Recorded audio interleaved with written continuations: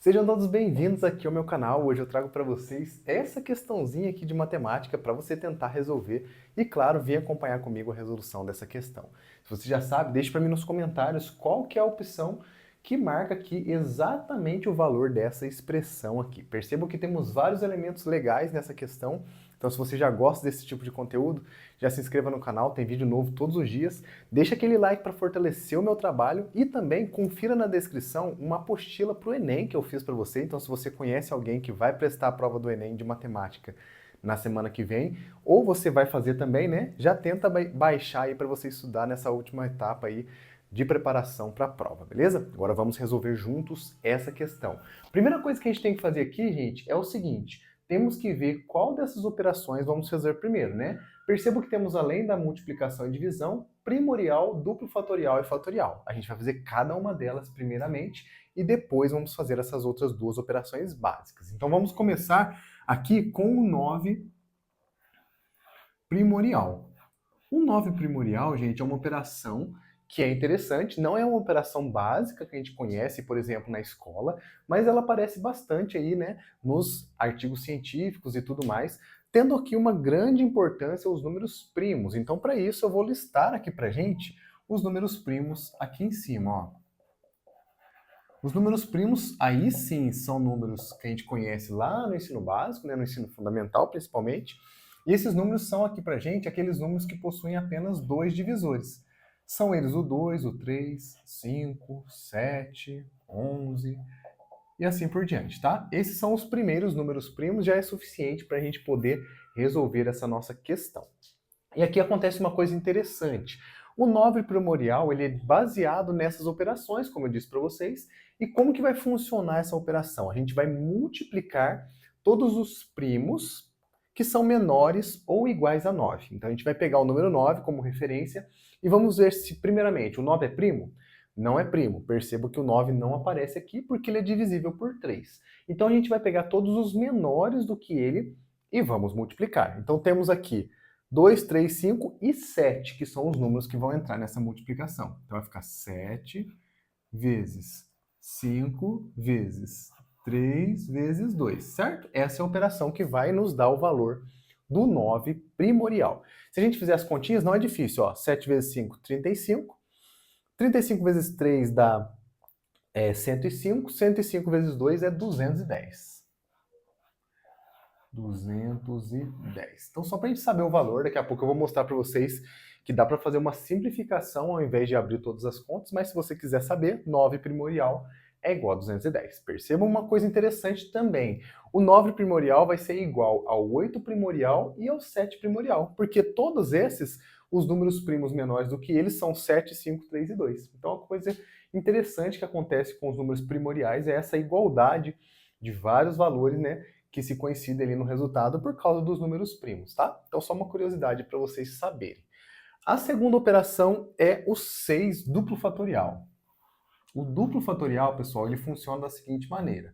A gente vai multiplicar os números que têm a mesma paridade com 6 menores do que ele, ou iguais a ele também, né? Vai entrar o número 6 na jogada. E o que significa essa paridade? Paridade é saber se o número é par ou ímpar, né? Nesse caso, o número 6 é um número par, então ele vai multiplicar todos os pares menores ou iguais a ele, começando com o próprio valor, né? O próprio valor número 6 vai entrar aqui na nossa multiplicação.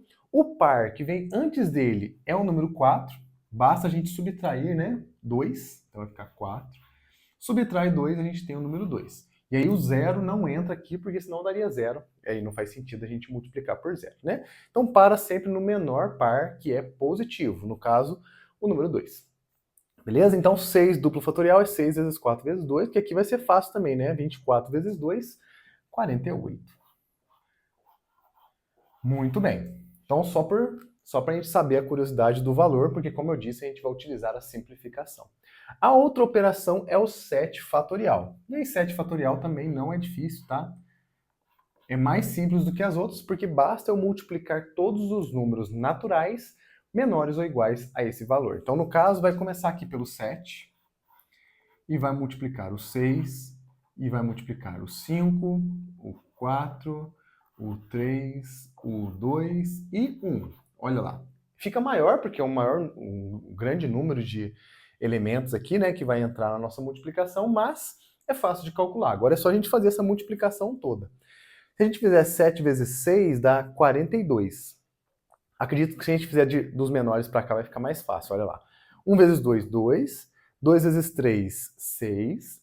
6 vezes 4, 24. 24 vezes 5 é 120.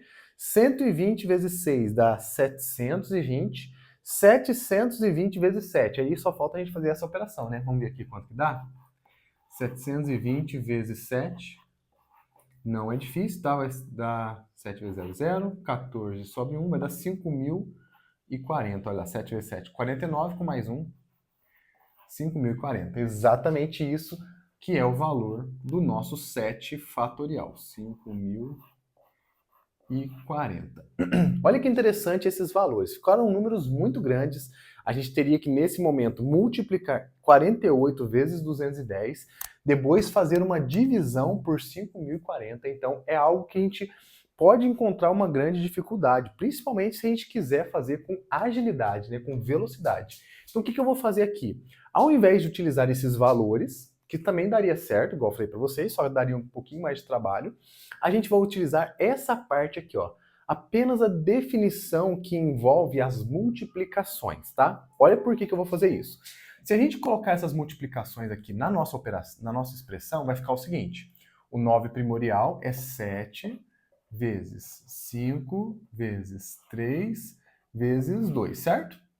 Aí ele está multiplicado pelo 6 duplo fatorial, que é essa outra multiplicação aqui. Então eu vou continuar a sequência de multiplicações. 6 vezes 4 vezes 2. Tudo isso vai estar dividido pelo 7 fatorial. Aí eu vou pôr aqui 7 vezes 6 vezes 5 vezes 4 vezes 3, 2 e 1. E aí o que você lembra lá da matemática básica, quando a gente aprende as operações básicas?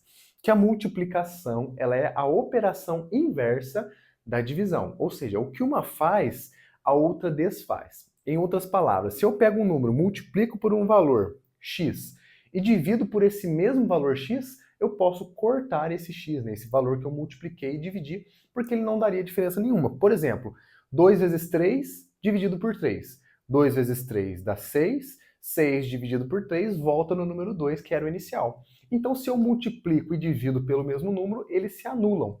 E olha que interessante que acontece aqui. Eu tenho várias multiplicações aqui em cima, e somente multiplicações, tá? Cuidado, quando tem adição e subtração, não pode ser feito esse processo, tá? Apenas quando é multiplicações. Então, vamos lá.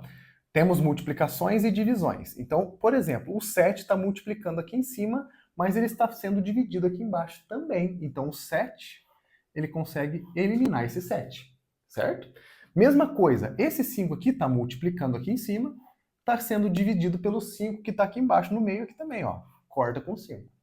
E assim a gente continua. O 3 ele corta com o 3, o 2 ele corta com o 2, o 6 ele corta com o 6 e o 4 ele corta com o 4. E o 1, né? O 1 multiplicar por 1, dividir por 1 não muda nada, ele pode sumir aqui também, né? No caso vai ficar dividido por 1, mas a gente vai omitir esse valor. Por quê? Conseguimos simplificar todos os denominadores e quase todos os numeradores. Quais deles sobrou? Deixa eu até pegar uma outra caneta aqui. O valor que sobrou foi exatamente esse aqui, ó, que é o valor da nossa expressão numérica. E olha que legal, esses números todos, essas operações todas, o resultado deu 2, igual a 2. Ou seja, o resultado do nosso desafio aqui, né, é igual a 2. Olha que interessante, várias operações e resultou aqui num valor bem pequenininho, né? Nossa missão agora é descobrir qual dessas operações que vale 2. E aí eu te pergunto, raiz de menos 4 é 2? 2 ao quadrado é 2? 2 elevado a menos 1 é 2? Ou raiz sétima de 128, que é 2? Vamos fazer cada uma delas, vou explicar cada um desses detalhes aqui, para a gente descobrir qual que é a resposta correta. Primeiramente, temos aqui uma raiz de número negativo. Você pode pensar, a raiz de 4, né? 2 ao quadrado é 4, então raiz de 4 é 2. Mas aqui a gente tem o valor negativo da raiz. Então tem um valor negativo sendo extraído a raiz.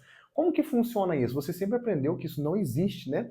Mas ele não existe num conjunto limitado que é chamado de números reais, que são basicamente todos os números que a gente conhece.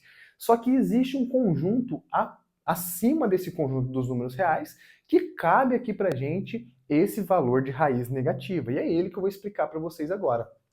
Por exemplo, eu vou separar essa raiz aqui como sendo raiz de menos 1 vezes 4, certo? Primeiramente, eu tirei aqui o sinal do 4. Isso aqui é muito bom, porque multiplicação de raízes eu posso quebrar em duas raízes, então vai ficar aqui raiz de menos 1, deixei o problema aqui separado, vezes raiz de 4. Agora sim, gente. Agora a gente consegue extrair essa raiz do 4, que é 2. Só que existe essa raiz de menos 1, que eu vou explicar para vocês como que funciona. Quando foi definido, né, esse conjunto dos números complexos, que é o nome desse conjunto, vou até escrever aqui. Opa. Os números complexos estão baseados em um número chamado de número imaginário. Que é esse númerozinho aqui, ó. Que é o imaginário. O número imaginário, gente, ele tem uma definição. E eu vou mostrar para vocês essa definição. O número i, que é o nosso número imaginário, quando a gente eleva ele ao quadrado, ele é igual a menos 1. Esse número foi criado para essa definição aqui, certo? E por que essa definição é tão importante nesse conjunto? Se a gente extrair a raiz dos dois lados, o que acontece? Eu vou ter que i é igual a raiz de menos 1. Olha lá. Apareceu o que a gente queria, a raiz do número negativo. Então esse novo conjunto, além de compor todos os números reais que a gente já conhece, ele acrescenta ainda todos os números, né, que são múltiplos e submúltiplos desse conjunto, desse elemento chamado de número imaginário. Então todos os números que têm raiz negativa vão estar se encaixando nesse conjunto aqui. Então, raiz de menos 1 é igual a i, que é o nosso número imaginário, que é um número especificamente dos números complexos, tá? Então, sabendo disso, qual que vai ser o valor aqui? Vai ser igual a i vezes raiz de 4, que é 2. Em outras palavras, para ficar mais bonitinho, 2i. Então, raiz quadrada de menos 4 é igual a 2i. Engana muita gente, porque achamos, ou alguém pode ter achado também, que esse valor era igual a 2, mas não é. Ele é igual a 2i. E tendo i como sendo um número imaginário dos números complexos, ele é diferente de 2, que é o número real, puramente real, tá? A gente consegue separar os números em puramente real, puramente imaginários, e tem os mistos também, né? Por exemplo, 2 mais 2i seria um número misto, com parte real e parte imaginária. Mas isso é um tema para outro vídeo, tá? Então vamos deixar aqui somente esse valor e essa definição que já nos faz dizer que esse valor não é a nossa resposta, beleza? O próximo é o 2 ao quadrado. 2 ao quadrado é igual a 4. Como que a gente sabe que 2 ao quadrado é igual a 4? Você já deve ter ouvido falar muito sobre isso, né?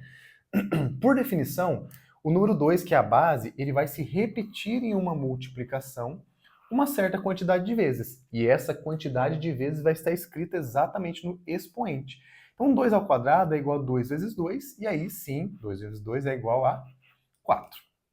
Muito bem, já deu para a gente revisar um pouquinho aqui de potenciação também, né? Pelo menos a definição, sem entrar muito em detalhe de propriedades, mas a definição de potenciação é essa, 2 ao quadrado é igual a 2 vezes 2, que é 4. E aí a próxima opção, que aqui a gente já descartou, né?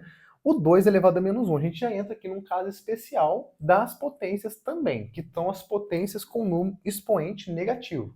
Se fosse 2 elevado a 1, seria 2, que seria a nossa resposta.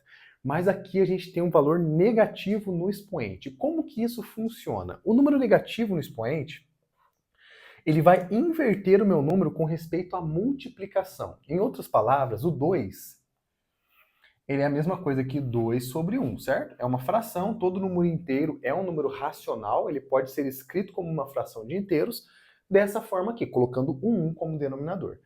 Quando eu tenho um valor negativo no expoente, eu vou inverter essa minha fração, mesmo que o número seja inteiro. Então aqui no caso eu vou inverter e trocar o sinal. Então vai ficar 1 sobre 2, e aí o sinal que estava no expoente, ele fica positivo. Então vai ficar elevado a 1. Muito bem. Essa é a definição do número negativo no expoente. Inverter a base e trocar o sinal do expoente. Todo número elevado a 1 é ele mesmo. Então, a gente tem que 1 sobre 2 elevado a 1 é igual a 1 sobre 2. E essa também não é a nossa resposta, embora possa ter enganado muita gente, porque parece ser ela, mas não é, tá? E finalmente temos aqui uma raiz sétima, uma raiz de índice 7 de um número real. Você sabe calcular esse tipo de raiz? Vou mostrar para vocês uma estratégia interessante para calcular raízes grandes, tá? Vou fatorar o 128. Sempre que eu falo para vocês, fatoração resolve qualquer tipo de raiz. E não vai ser diferente aqui pra gente, né? Deixa eu ver se eu consigo apagar esse aqui para ganhar um espaço. E a gente vai fazer essa fatoração aqui no meio, tá? Muito bem. Deixa eu tirar essa manchinha. Esse pincel, quando a gente apaga, ele acaba manchando um pouco. Aí tem que vir com um paninho tirando a mancha. Porque no fundo isso aqui é um giz, né? Só que é um giz líquido.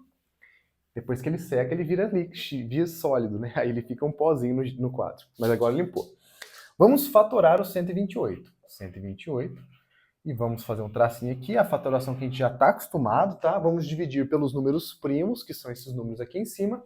Lembrando a você que eu começo do menor, tá? Ou posso começar do maior também, tanto faz. Eu vou começar do 2, porque o 128 é par, então é divisível por 2. 128 dividido por 2, 64.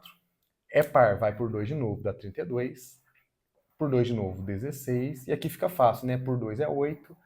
Por 2 é 4. Por 2 é 2 e por 2 é 1. Essa é uma fatoração muito simples, porque ela é só múltiplos de 2. Então a gente vai fazer o seguinte, agora eu vou agrupar esses valores. Quantos fatores eu tenho aqui?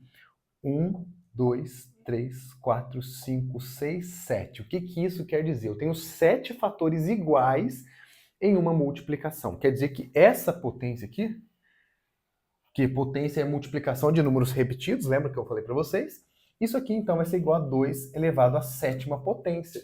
E o que isso aqui ajuda nessa resolução? Olha lá. Raiz sétima de uma potência de expoente 7, de novo, assim como na multiplicação as operações são inversas, elas se anulam, aqui também. A potência de mesmo expoente com o índice, com a raiz, também podem ser eliminadas, né? Uma anula a outra. Em outras palavras, corta, corta. O resultado de raiz sétima de 128 é 2. E essa daqui, gente, é aquela resposta que a gente estava querendo encontrar. Portanto, resposta do desafio, alternativa, letra D. Se você marcou essa, parabéns, você acertou essa questão. Grande abraço a todos vocês, boa prova do Enem para quem vai fazer, e eu te espero no próximo vídeo amanhã. Fiquem com Deus e até lá!